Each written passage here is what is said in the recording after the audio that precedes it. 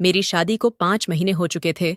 शुरू में मेरे पति ने मुझे बहुत प्यार दिया, पर कुछ समय बाद वो अपनी बिजनेस ट्रिप के लिए विदेश चले गए। उनके जाने के बाद मैं अपने सास ससुर के साथ अकेली रह गई थी। कुछ दिनों बाद मैंने नोटिस किया कि मेरे सास ससुर अपना कमरा बंद करके अजीब तरह की फिल्में देखते हैं। मुझे ये सब बहुत अजीब लगता था, क्योंकि वो दोनों सुबह सुबह ही अपना कमरा बंद कर लेते थे। एक दिन मैं अचानक उन दोनों के कमरे में घुस गई और मैंने कहा, आज मुझे भी आप दोनों के साथ फिल्म देखनी है। मैं भी घर में अकेली बैठी बोर हो जाती हूँ। वो दोनों मुझे देखकर चौंक गए, क्योंकि फिल्म देखने के साथ साथ ससुर जी अपने हाथों का इस्तेमाल कर रहे थे और सासू माँ उनकी। हेलो दोस्तों, आज की इस रोमांचक कहानी में आप सभी का स्वागत है। मेरा नाम नेहा है और मैं एक बहुत अमीर परिवार से ताल्लुक रखती हूँ। मैं अपने मम्मी पापा की इकलौती औलाद हूँ। कुछ ही महीनों पहले मैंने अपनी पढ़ाई खत्म की है, और जैसे ही मेरी पढ़ाई पूरी हुई, मेरे माता पिता को मेरी शादी की फिक्र होने लगी। मुझे भी इस बात से कोई परेशानी नहीं थी, क्योंकि हर लड़की को एक ना एक दिन अपने माता पिता को छोड़कर ससुराल जाना होता है। यही सब सोचकर मेरे माता पिता मेरे लिए हमारे ही स्टेटस का लड़का ढूंढने लगे। जैसे ही मेरे रिश्तेदारों में पता चला कि मेरे पापा कोई अच्छा सा लड़का ढूंढ रहे हैं, तो मेरे लिए ढेर सारे रिश्ते आने लगे थे। लेकिन मेरे पापा कोई ना कोई कमी निकालकर हर रिश्ते को मना कर देते थे। अब तो मैं खुद बहुत परेशान हो गई थी कि पापा हर रिश्ते को मना क्यों कर देते हैं। हमारे ही पड़ोस में एक आंटी रहती थीं, जो लोगों के रिश्ते करवाती थीं। एक दिन वो हमारे घर आईं, तो मेरी माँ ने उनसे कहा, कल्पना, हम नेहा के लिए कोई अच्छा सा लड़का ढूंढ रहे हैं। अगर तुम्हारी नज़र में कोई अच्छा सा रिश्ता हो तो हमें ज़रूर बताना। कुछ दिनों बाद कल्पना आंटी हमारे घर एक ऐसा रिश्ता लेकर आईं जो मेरे मम्मी पापा को बहुत पसंद आया। लड़के का नाम रोहन था और उसका खुद का बिजनेस था। वो भी अपने माता पिता का इकलौता बेटा था, और उसके घर में उसके मम्मी पापा के अलावा और कोई नहीं था। मेरे मम्मी पापा को रोहन बहुत पसंद आया था, और मुझे भी फोटो देखते ही रोहन पसंद आ गया था। कुछ दिनों बाद हम दोनों की शादी हो गई और मैं रोहन के घर चली आई। शुरू के कुछ महीने बहुत अच्छे गुजरे थे। रोहन मुझसे बहुत प्यार करता था और मेरी देखभाल भी करता था। वो हर वक्त प्यार भरे मूड में रहता था, और यह सब देखकर मुझे बहुत अच्छा लगता था, क्योंकि मुझे हमेशा से ऐसा पति चाहिए था जो सिर्फ मेरा होकर रहे। पर कुछ दिनों के बाद रोहन को अपनी बिजनेस ट्रिप के लिए विदेश जाना पड़ गया। वो मुझे ढेर सारा प्यार करके गए थे, लेकिन उनके जाने के बाद मैं बहुत उदास हो गई थी, और इसी उदासी से बचने के लिए मैं घर का काम करने लग गई थी। एक दिन सुबह का समय था, जब हमारे घर का सिक्योरिटी गार्ड अपने हाथ में कुछ पकड़े हुए मेरे पास आया। मैंने उनसे पूछा, क्या हुआ दादा? आप यहाँ क्या करने आए हो? वो बोले, बहू मालिक के लिए एक पार्सल आया है। और ऐसा कहकर उन्होंने मेरे सामने एक बॉक्स रख दिया।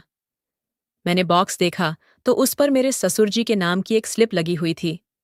मैं इस सोच में पड़ गई कि भला इस उम्र में कौन ससुर जी को पार्सल भेज सकता है। मैंने उस बॉक्स को खोलना चाहा, तो मेरी सास ने आकर वो ऐसे झपट लिया जैसे उनकी कोई चोरी पकड़ी जाने वाली थी। मैं यह देखकर हैरान रह गई थी, और उनकी इस हरकत के बाद तो मैं सोच में पड़ गई थी। सासू माँ बिना कुछ कहे अपने कमरे में चली गईं, और उनके पीछे पीछे ससुर जी भी कमरे में चले गए और दरवाजे को अंदर से बंद कर लिया। उसके बाद मैं अपने कामों में लग गई, लेकिन मेरा दिमाग बार बार सास ससुर की तरफ जा रहा था। मैं यही सोच रही थी कि आखिर उस बॉक्स में ऐसा क्या हो सकता है जो सासू माँ ने मुझसे ऐसे खींच लिया।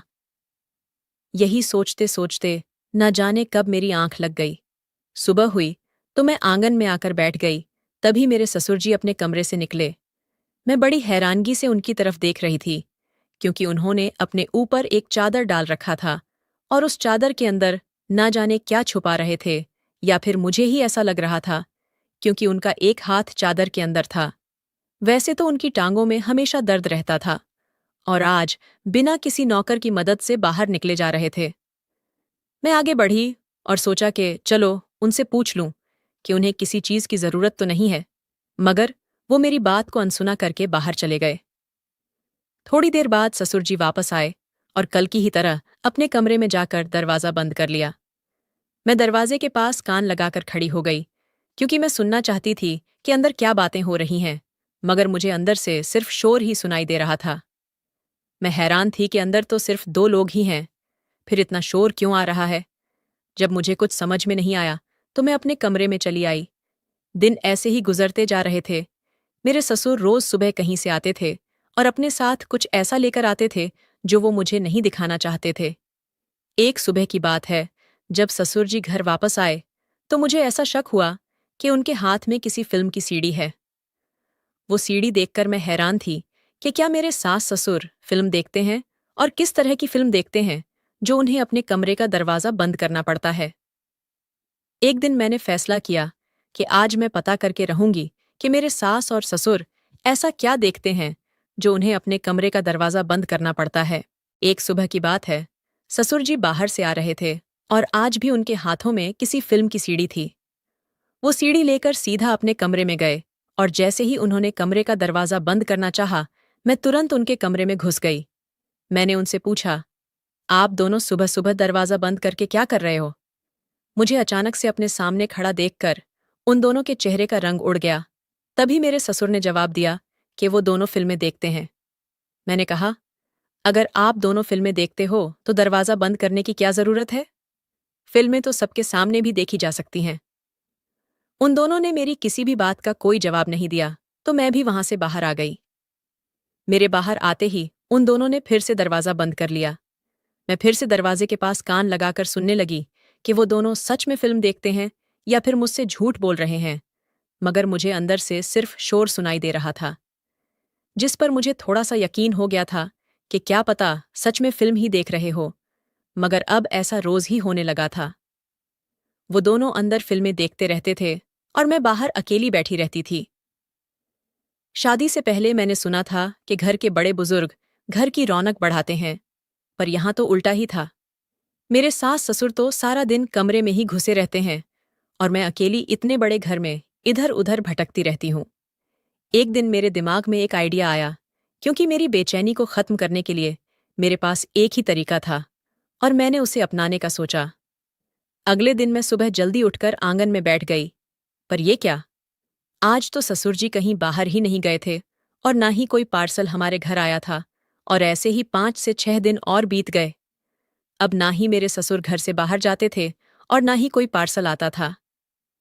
एक दिन मैंने बातों ही बातों में उनसे पूछा, तो वो मुझसे कहने लगे कि तुम्हें तो पता ही है बेटा कि मेरी टांगों में कितना दर्द होता है, इसलिए मैं हर रोज घर से बाहर नहीं जा सकता। मैं उनकी बातों पर भरोसा नहीं कर पा रही थी, क्योंकि कुछ दिन पहले तक तो वो रोज ही सीढ़ी लेने जाते थे। यही बात जब मैंने उनसे कही तो उन्होंने चिल्लाना शुरू कर दिया। वो बोले, बहू, कोई मेरे काम में दखलंदाजी करे, ये मुझे बिल्कुल भी पसंद नहीं है। तुम अपनी हद में रहो, वरना तुम्हारे लिए अच्छा नहीं होगा। उन्होंने इस तरह से कभी मुझसे बात नहीं की थी, इसलिए मैं रोती हुई वहां से अपने कमरे में आ गई। अब मुझे उनसे थोड़ा थोड़ा डर भी लगने लग गया था, पर अब मेरा शक यकीन में बदलता जा रहा था कि जरूर कोई ना कोई ऐसी बात है जो ये दोनों मुझसे छुपा रहे हैं। अगले दिन वो फिर सीढ़ी लेकर आए और अपने कमरे में चले गए। तभी मैं उनके पीछे गई और अपनी सासू माँ से कहा, आज मुझे भी आप दोनों के साथ फिल्म देखनी है। रोहन बहुत दिनों से अपनी बिजनेस ट्रिप पर गए हुए हैं और मैं घर में अकेली बोर हो जाती हूँ। क्या मैं भी आप दोनों के साथ यहीं बैठ जाऊं? उन दोनों ने मुझे ये कहकर कमरे से बाहर निकाल दिया कि ये हमारे जमाने की फिल्म है और तुम इसे नहीं देख सकती। इतना कहकर उन दोनों ने फिर से अपने कमरे का दरवाजा बंद कर लिया। अब मैं बाहर खड़ी इसी सोच में डूबी हुई थी कि यह क्या बात हुई भला। अगर मैं भी उनके जमाने की फिल्म देखना चाह रही हूं, तो वो दोनों मुझे क्यों नहीं देखने दे रहे? मैं उदास होकर उनके कमरे के बाहर ही बैठ गई।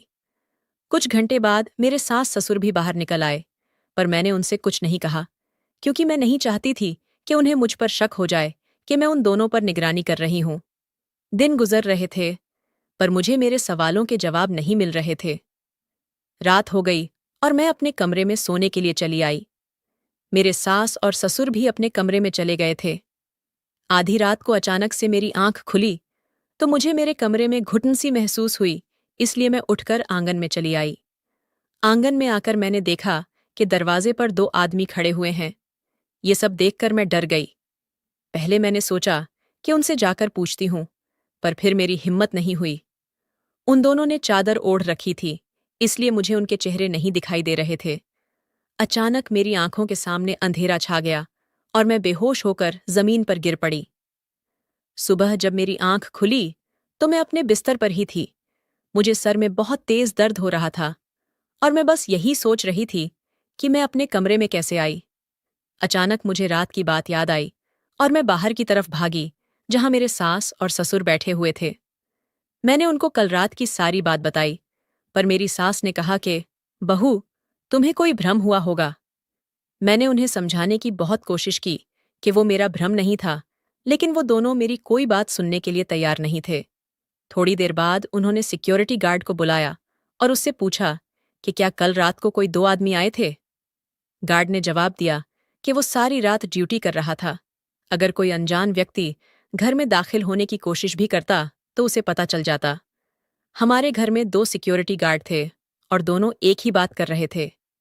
मेरी सास ने कहा, तुम कुछ दिनों से सही से खाना नहीं खा रही हो, शायद इसलिए कमजोरी की वजह से गिर गई होगी। उनकी बात सुनकर मैं खामोश हो गई, पर मैं सारा दिन इसी सोच में पड़ी रही कि सच में वहां पर कोई था और उसी में से किसी एक व्यक्ति ने मुझे बेहोश किया था। क्या सच था और क्या झूठ था? मेरी समझ में कुछ भी नहीं आ रहा था। मैं बहुत घबराई हुई थी। रात के 8 बज रहे थे और जब मैंने ससुर जी को घर से बाहर जाते देखा तो मैं हैरान रह गई।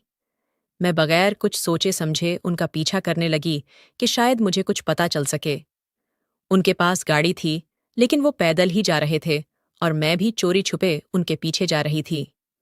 थोड़ी देर चलने के बाद वो आगे जाकर एक दुकान रुक गए। शायद वो सीढ़ी की दुकान थी। करीब 10 मिनट बाद ससुर जी उस दुकान से बाहर निकले। जब वो बाहर निकले तो उनके हाथ में एक सीढ़ी थी। उनके जाते ही मैं उस दुकान में घुस गई। दुकानदार से ससुर जी के बारे में कुछ पूछना चाहती थी, पर कुछ सोचकर वहीं रुक गई और कुछ सीढ़ी खरीदकर वापस घर आ गई।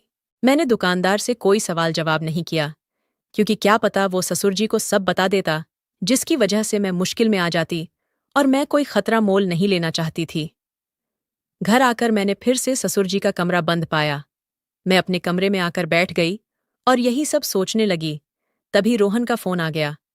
उनकी आवाज सुनकर मैं हैरान भी हो गई थी और मुझे खुशी भी हो रही थी। वो परसों घर आ रहे थे, इसलिए मैं उनके स्वागत की तैयारियों में लग गई। फिर मैंने सोचा कि शायद मैं बहुत ज्यादा सोच रही हूं, और वैसे भी सास ससुर अपना कमरा बंद करके अंदर क्या करते हैं, इससे मुझे क्या लेना देना। तो बेहतर यही था कि मैं इस मामले से दूर रहूं। दिन भर का सारा काम खत्म करके मैं रात को अपने कमरे के बाहर बैठी हुई थी। तभी मेरे ससुर जी अपने कमरे से बाहर निकले। उन्होंने मुझे देखा नहीं था और वो फोन पर किसी से बात कर रहे थे और साथ में इधर उधर भी देख रहे थे। मैं चुपके से उनकी बातें सुनने लगी। ससुर जी की बातें सुनकर मुझ पर आसमान गिरने वाला था।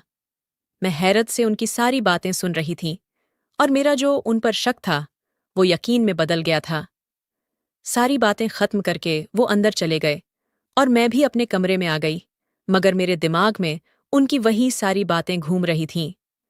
अब मुझे पूरी सच्चाई पता करनी थी, मगर सारा सच जानने के लिए मुझे ये जानना जरूरी था कि सास और ससुर अपने कमरे में क्या करते हैं। अगर वो सच में फिल्म देखते हैं तो उस फिल्म में ऐसा क्या है जो मुझे देखने से मना करते हैं। अब बस कल का इंतजार था, क्योंकि कल मैं उन दोनों के इस राज्य से पर्दा उठाने वाली थी। आखिर इंतजार खत्म हुआ और कल का दिन भी आ गया। ससुर जी सीढ़ी लाने चले गए और सासू माँ अपने बाकी कामों में लग गई। तभी मैं उन दोनों के कमरे में जाकर छिप गई। मुझे पता था कि कुछ ही देर में ससुर जी सीढ़ी लेकर वापस आ जाएंगे। आज मुझे पता लगने वाला था कि मेरे साथ ससुर ऐसा क्या देखते हैं जो वो मुझसे छुपाते हैं। मेरे पति को भी वापस आने में थोड़ा सा ही वक्त था, लेकिन उससे पहले मुझे इस रात से पर्दा हटाना था। कुछ देर बाद मेरे सास और ससुर कमरे में आ गई। उन दोनों ने उस सीडी को प्ले किया और फिल्म देखना शुरू कर दिया। फिल्म शुरू हो गई और मैं उसे बड़े ध्यान से देख रही थी। जैसे जैसे फिल्म आगे बढ़ रही थी, मैं शर्म के मारे पानी पानी हो रही थी। मैंने उस फिल्म में जो भी देखा था, उसके बाद मैं वहीं जम गई थी, क्योंकि मुझे समझ नहीं आ रहा था कि मुझे अब क्या करना चाहिए। आधे घंटे बाद वो फिल्म खत्म हो गई और मैं गुमसुम होकर वहीं बैठी रही। मुझे अंदाजा भी नहीं था कि अगर मेरे सास ससुर को मेरे वहां होने का पता लग गया तो मेरे साथ क्या करेंगे। मैं अब अपने आगे के प्लान का इंतजार करने लगी। करीब 10 मिनट बाद दरवाजे पर दस्तक हुई। मेरी सास ने जैसे ही दरवाजा खोला तो वो दंग रह गईं, क्योंकि बाहर पुलिस वाले खड़े हुए थे और मैं भी उसी वक्त उनके कमरे से निकलकर बाहर की ओर भागने लगी। मुझे उनके कमरे से बाहर आता देख सास ससुर दोनों चौंक गए थे। मैंने उनसे कहा कि क्या आप दोनों खुद अपनी कहानी बताएंगे या मैं बताऊं? तब तक रोहन भी आ चुके थे। पुलिस ने जब सख्ती से पूछना शुरू किया तो मेरे ससुर जी ने बताया कि हम लोग एक गैंग के लीडर हैं और हमारे साथ बहुत सारे आदमी काम करते हैं। हम लड़कियों को अगवा करते हैं और उन्हें विदेश भेजते हैं, और जो अगवा की हुई लड़कियां विदेश नहीं जाती हैं उन्हें हम अपने ही देश में गलत कामों में लगा देते हैं। इन कामों में बहुत अच्छे पैसे मिलते हैं और ये काम हम बहुत सालों से कर रहे हैं, और अब तो इस धंधे में हमारे कदम अच्छी तरह जम चुके थे, इसीलिए हमें आज तक कोई पकड़ नहीं पाया है। पर पता नहीं इस लड़की को हम पर कैसे शक हो गया। मैं तो इस लड़की को पहले दिन ही मार देना चाहता था, पर पता नहीं क्यों मेरी पत्नी को इस पर तरस आ गया। मैं इसको रास्ते से हटाने वाला ही था कि तब तक इसने हमारे बारे में सब पता कर लिया। मेरे पति को भी इस बारे में कुछ नहीं पता था। उन्हें नहीं पता था कि उनके माँ बाप इतने सालों से किस तरह की जिंदगी गुजार रहे थे। मेरे पति को ये सब देखकर काफी शर्मिंदगी महसूस हुई। मेरे सास और ससुर को पुलिस पकड़कर ले गई और उनके जरिए बाकी सब लोगों को भी गिरफ्तार कर लिया गया। मैंने और रोहन ने भी वो घर छोड़ दिया। सास और ससुर की सारी काली कमाई का पैसा हम दोनों ने गरीब बच्चों में बांट दिया। कमेंट करके जरूर बताइएगा कि आपको ये कहानी कैसी लगी। अगर आपको ये कहानी पसंद आई हो तो इसे लाइक करें और अपने दोस्तों के साथ भी शेयर करें। आगे भी ऐसी रोमांचक कहानियों के लिए हमारे चैनल को सब्सक्राइब करें और बेल आइकन दबाना ना भूलें।